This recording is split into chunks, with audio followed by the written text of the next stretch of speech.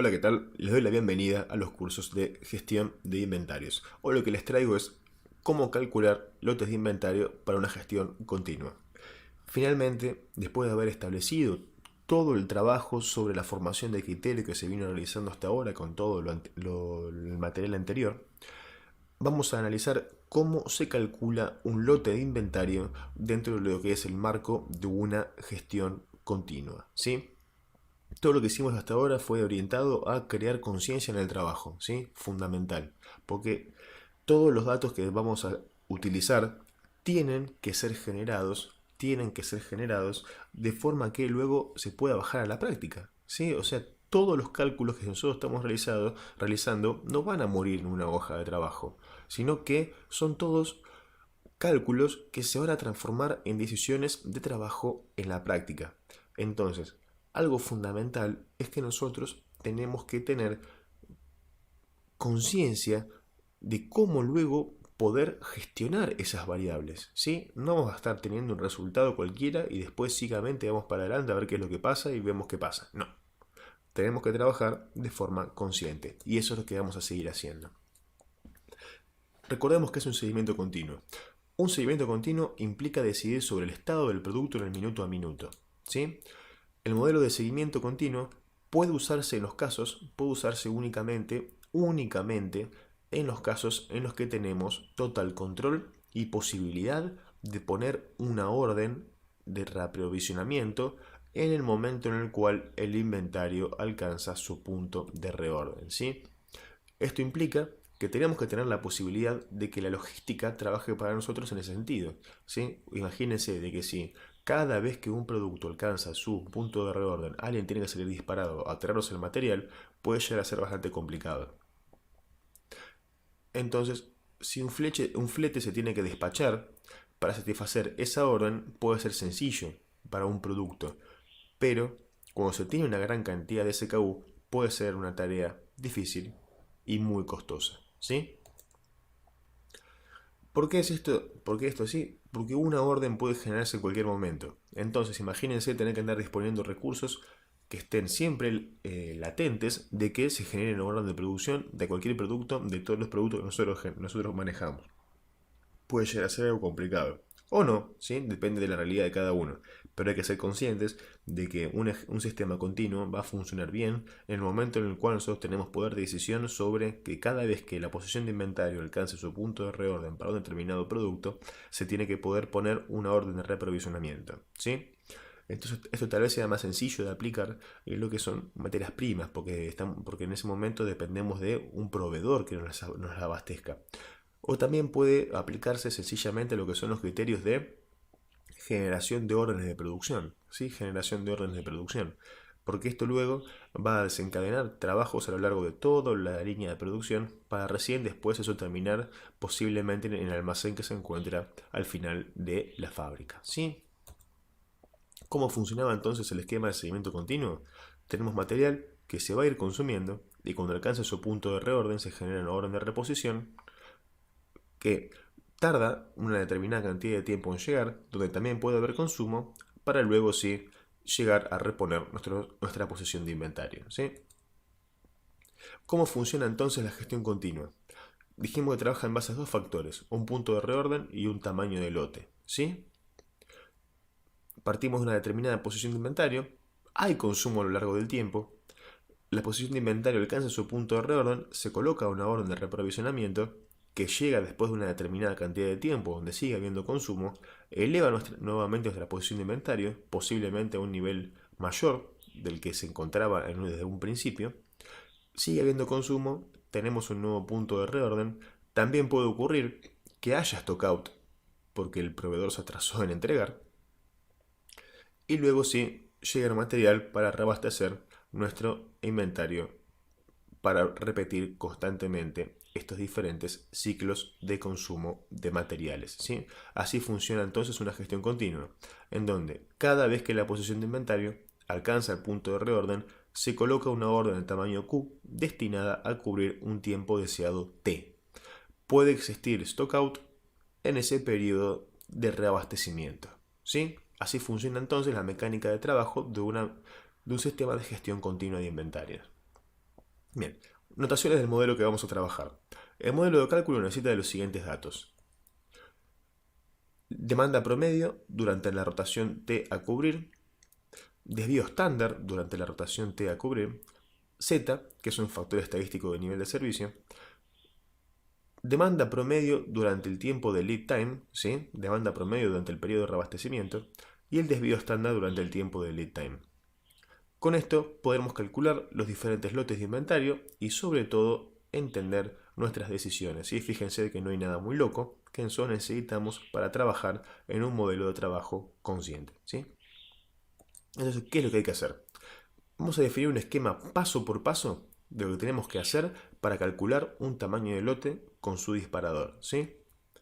Primero que nada, vamos a definir los datos de consumo. En segundo lugar, vamos a calcular el promedio y el desvío de la demanda para esos datos, con esos datos que generamos en el paso anterior. En tercer lugar, vamos a definir el nivel de servicio deseado para cada una de las categorías. Luego vamos a analizar lo que es el tiempo de reaprovisionamiento, el lead time. Vamos a calcular el promedio de desvío para el consumo durante el lead time y luego de haber realizado todo eso, es que vamos a calcular los lotes y el punto de reorden para cada uno de los productos. ¿Sí?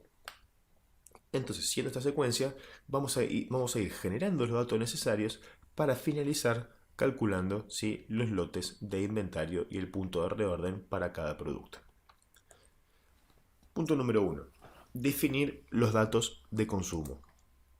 Desde el primer paso vamos a generar un buen resultado. ¿Sí? Todos los pasos son fundamentales para poder llegar a un buen cálculo de un tamaño de lote. ¿Sí? El motor de trabajo de la planificación, ¿sí?, de estos ciclos de inventarios, se denomina método agrupamiento, ¿sí?, registrado por mí. Así, agrupamos el tiempo en múltiples ciclos consecutivos de duración igual a un tiempo deseado dado por el lead time o la cobertura de demanda objetivo, ¿sí?, que es el tiempo T. Vamos a buscar definir todos los consumos durante cada uno de los ciclos de trabajo, todos los ciclos de tiempo T. Entonces vamos a conseguir así cuantificar las cantidades de forma segura para el cálculo del desvío estándar y el promedio. Lo interesante es que esto no depende de pronósticos, sino que es iterativo. Tiene una actualización constante, ¿sí? Se basa en datos históricos que después se van a ir actualizando constantemente a medida que transcurre cada nuevo ciclo de tiempo T, ¿sí? Entonces fíjense cómo queda para lo que es una cantidad de tiempo de 10 días, ¿sí? Un T igual a 10 días. Fíjense, partimos por ejemplo, ¿sí?, un solo ejemplo, del 2 de enero de 2017. Entonces, ¿qué hacemos? Vamos agrupando en periodos de 10 días. Entonces, vamos desde el 2 hasta el 12, desde el 12 hasta el 22 y así sucesivamente en ciclos de análisis de consumo de un periodo T de 10 días. Entonces, ¿qué hacemos? Agrupamos todo esto, definimos los datos de consumo, porque la sumatoria, si el resultado ese, va a estar dado por la sumatoria de los consumos entre el 2 de enero y el 12 de enero, al igual que para el resto de los periodos de tiempo. Entonces, ¿cuánto se consumió en unidades de el producto en análisis durante ese tiempo? 80 unidades, 60 unidades, 90 unidades y así sucesivamente, ¿sí? Entonces, esos van a ser los datos sobre los cuales nosotros vamos a trabajar, ¿sí? Entonces, habiendo agrupado los datos de consumo a la base temporal deseada de cobertura, ¿sí?, el periodo T que nosotros queremos cubrir su demanda, ahora podemos calcular correctamente el promedio y desvío para trabajar, ¿sí? Entonces, ahora, calculamos el promedio y desvío. Con los datos de entrada generados, calculamos los datos de promedio y desvío estándar para el periodo de rotación T. ¿Sí? Entonces ya definimos el periodo de rotación T, definimos los datos de entrada y ahora vamos a calcular el promedio y el desvío estándar por ejemplo, con los datos que habíamos generado acá. ¿Sí? Con ese listado de datos, ahora calculamos el promedio y el desvío estándar. Dentro de lo que es el trabajo consciente, tenemos que considerar ciertos puntos cuando evaluamos los resultados de estos dos, porque calcularlos es algo sencillo. Se pueden calcular tranquilamente se pueden calcular a mano, ¿no? Pero si uno lo calcula, por ejemplo, en un Excel, tiene que saber igualmente evaluar lo que son los resultados. Un desvío muy alto, en comparación a lo que es el valor del promedio, suele ser indicador de que existe algún valor erróneo dentro de lo que son los datos bases, ¿sí? Consideren esto a la hora de trabajar. Usualmente el resultado del desvío suele ser menor que el del promedio.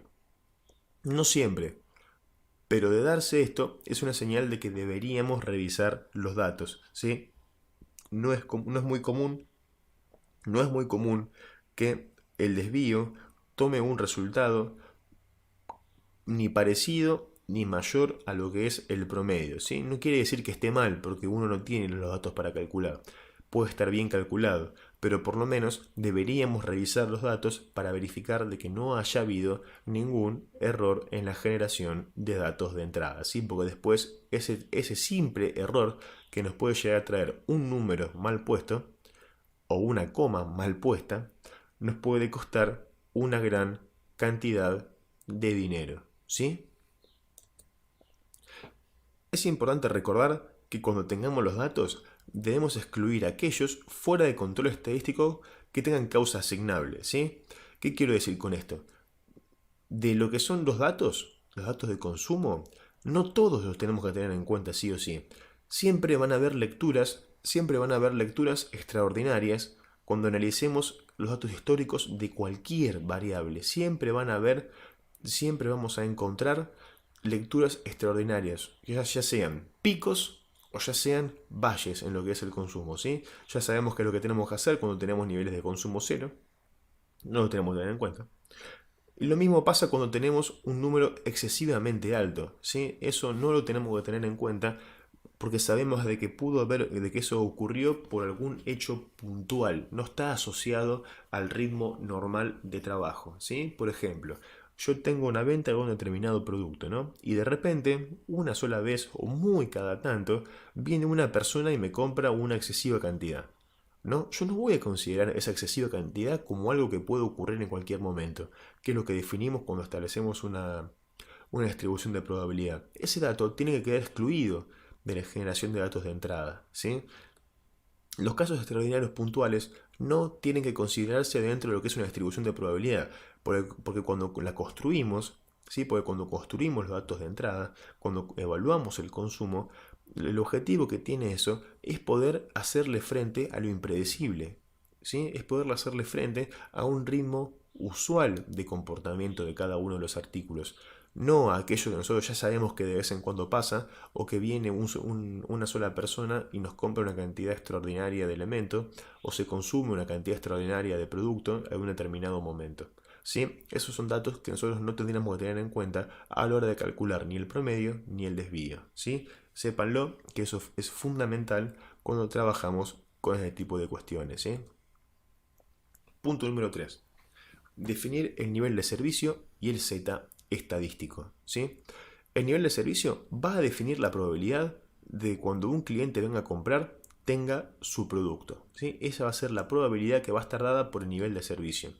Entonces, este nivel de servicio se expresa como un porcentaje representativo de esa probabilidad.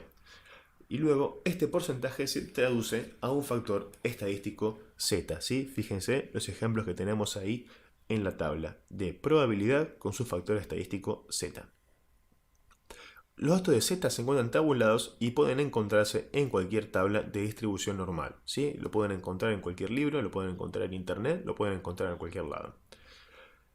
Cuando no encontramos un dato exacto, Z puede calcularse mediante interpolación entre el inmediato anterior y el dato siguiente de la tabla, ¿sí? De coeficientes estadísticos. Ahora, vamos a analizar un segundo lo que son los diferentes valores que toma Z respecto del nivel de servicio. Fíjense que un 50% del nivel de servicio tiene un Z de 0, ya que implica posicionarse exactamente sobre el promedio. Y recién de ahí va creciendo lo que es el factor de Z conforme avanza el nivel de servicio. Fíjense que para una probabilidad del 69% estamos hablando de 0,5 de valor de z. Va escalando rápidamente la probabilidad porque saltamos ya a un 84,13 para un z de 1, pero fíjense después cómo es el ritmo de crecimiento. Desde 1,5 de z hasta 3 avanzamos con una probabilidad de nivel de servicio de 93,32% solamente hacia 99,87. ¿Sí? Esto es así por la forma de la campana. Se van agrupando cada vez una menor cantidad de posibles observaciones. Entonces acá lo que siempre tenemos que hacer es nivelar, ¿sí? Nivelar el nivel de servicio con la cantidad de inventario que se va a tener. Porque siempre más nivel de servicio es más inventario y es más costo asociado, ¿sí? Bien. Volviendo a lo que era el 50% con el trabajo al promedio, es por esta razón que los métodos que trabajan sin incorporar la variabilidad y se basan solo en el promedio, si se basan solo en consumos promedios, tienen un 50% de probabilidad, si hablando así en términos crudos, tienen solamente un 50% de probabilidad de satisfacer una demanda esperada, ¿sí? Todo tiene su razón de cálculo, todo tiene su razón científica, todo tiene su razón estadística. Siempre hay una razón para explicar el resultado de nuestras decisiones. Siempre hay una razón.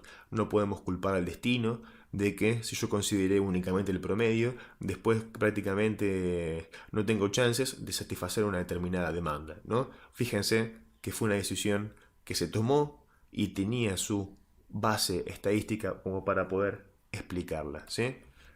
Entonces, mediante el nivel de servicio, establecemos deliberadamente la variabilidad que vamos a absorber, ¿sí? Puntos 4 y 5. Ahora, analizamos el lead time y calculamos el promedio y el desvío para esta porción de tiempo. El lead time sabemos que es el tiempo de reaprovisionamiento, el tiempo que tarda, que transcurre entre que se activa un disparador y se produce el reaprovisionamiento. Este tiempo, este lead time, puede ser tanto el tiempo de entrega de un proveedor como el tiempo de reposición del tamaño del lote total de producción, ¿sí? A la hora de seleccionar el dato de entrada, el lead time se considera fijo como para modelar, ¿sí? Es por esta razón que el lead time que se debe ingresar debe ser representativo. Como todas las variables seleccionadas hasta ahora, también podría considerarse según la variabilidad y la probabilidad de cumplimiento, ¿sí? ¿Por qué? Y porque si yo digo, mira, usualmente tarda 5 días, ¿sí? Pero 5 días a veces pueden ser 6 y puede ser 7, ¿sí? Acá estamos entrando en un terreno un poquito más complicado, pero es la forma más sencilla de poder proceder y poder calcular un tamaño de lote, ¿sí? La pregunta es, ¿qué probabilidad tengo de que el reaprovisionamiento se produzca en un periodo de tiempo de 5 días con este tipo de proveedor? Y mira, tiene una probabilidad calculada del 70%. ¿Me satisface? Me pregunto, ¿sí o no? Bueno, si la respuesta es sí, trabajo con esa cantidad de tiempo. ¿Por qué? Y porque tengo esa probabilidad de trabajar. Si esa probabilidad no me satisface, me fijo cuál me da una probabilidad mayor, por ejemplo, calculando con 6 días. Y así, siempre calculando, ¿no? Nunca estamos estimando nada, nunca estamos tirando números al azar. Calculamos la probabilidad de un abastecimiento, ¿sí? De que el abastecimiento llegue a lo largo de un determinado periodo y cuando nos satisfaga esa probabilidad, que se calcula también así en bases estadísticos, ese es el dato que vamos a utilizar como lead time fijo a la hora de calcular, ¿sí? Entonces, este lead time estamos hablando de tiempo, ¿sí? Es una nueva expresión temporal.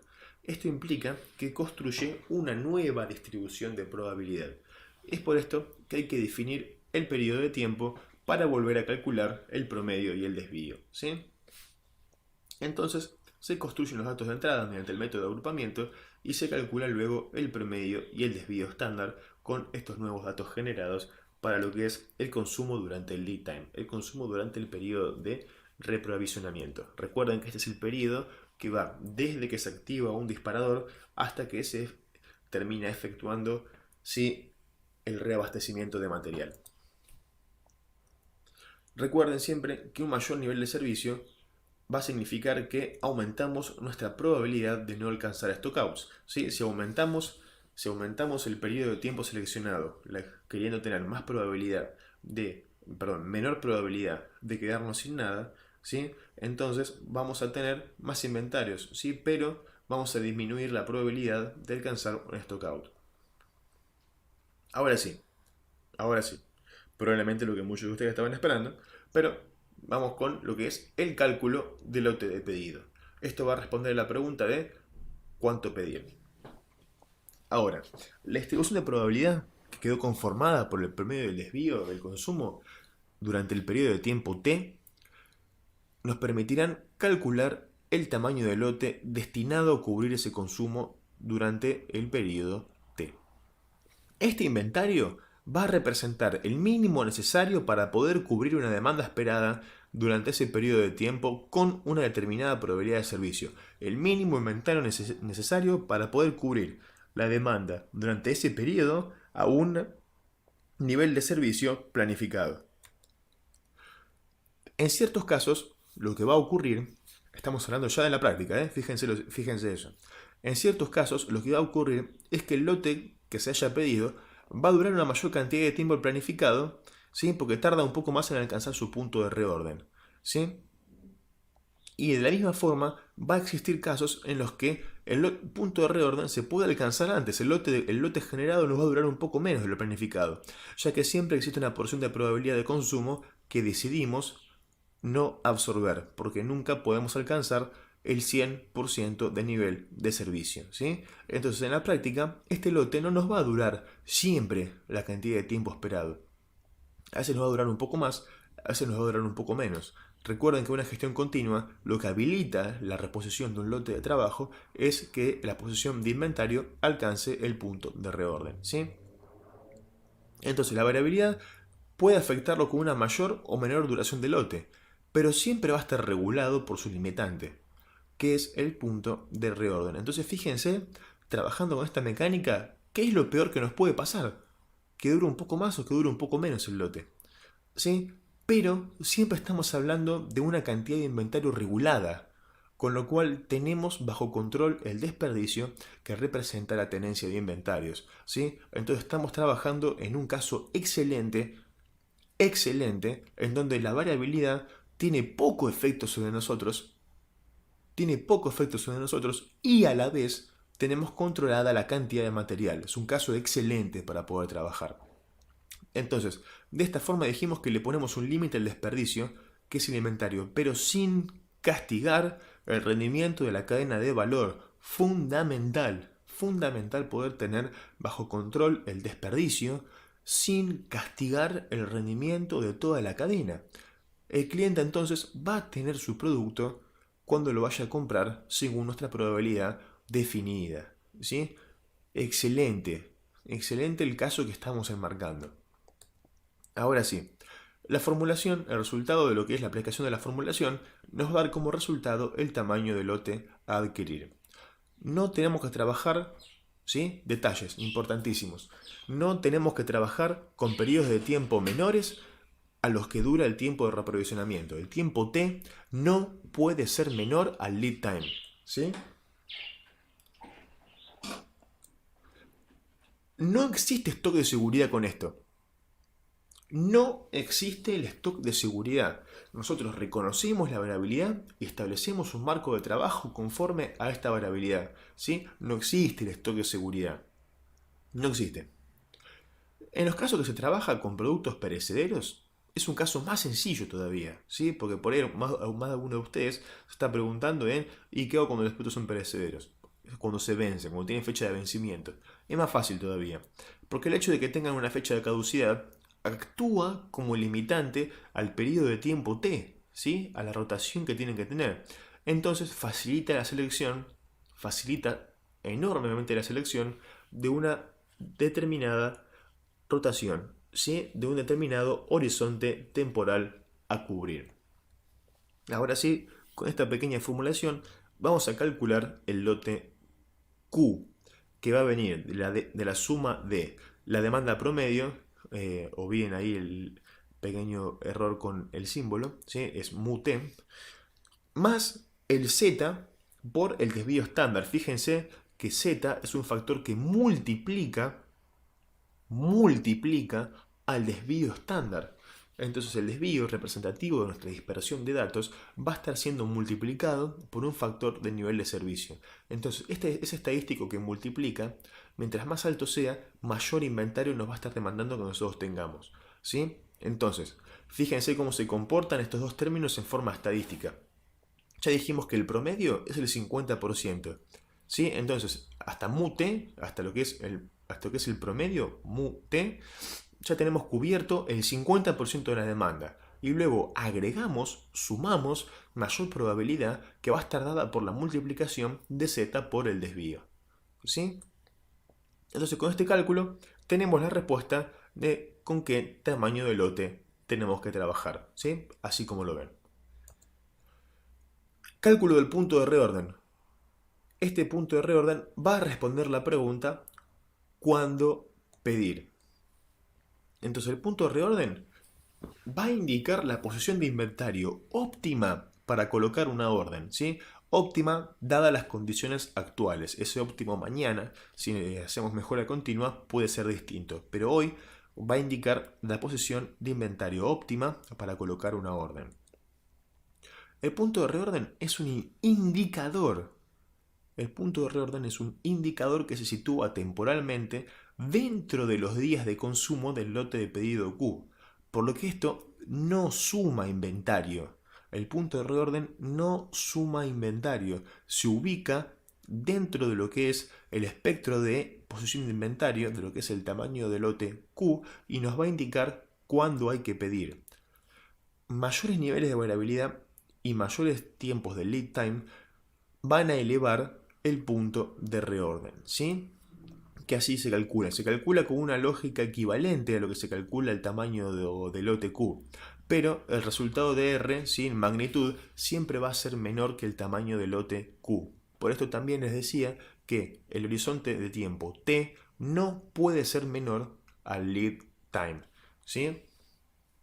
Entonces, nuevamente vamos a sumar probabilidad de poder alcanzar un determinado nivel de consumo, ¿sí? Durante el periodo de reabastecimiento para minimizar la probabilidad de que existan stockouts, ¿sí? Entonces, mientras mayor sea el nivel de servicio que vamos a atacar durante el periodo de tiempo de reposición para determinar el punto de reorden, antes, ¿sí? Antes nos pedirá colocar una orden. ¿Por qué? Y porque se va siempre a asegurar de que nosotros tengamos material, ¿sí? Va a querer evitar que nos alcancen stockouts, ¿sí? Tal vez acá no queda muy claro con lo que quiero decir, pero el punto de reorden va a ser más alto, ¿sí? Eso es lo que quise poner acá. El punto de reorden va a ser más alto. Vamos a tener más inventario, pero se va a asegurar siempre de que nosotros tengamos inventario. O sea, el hecho de que un punto de reorden se manifieste rápido quiere decir de que estamos trabajando con una cantidad de inventario en mano un poco más alta, ¿sí? De lo que sería que con un punto de reorden más bajo.